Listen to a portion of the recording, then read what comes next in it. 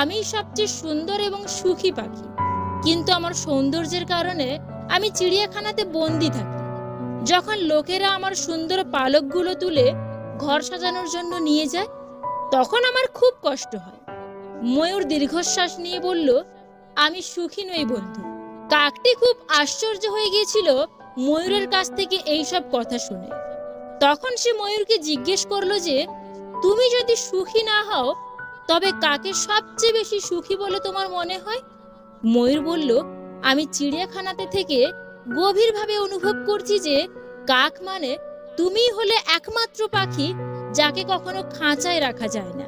লোকেরা তোমাকে ধরে খাঁচায় বন্দি করে না।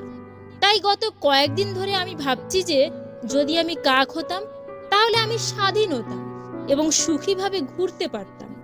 এই শুনে কাক সেখান থেকে উড়ে গেল এবং কাক হওয়াতে আজ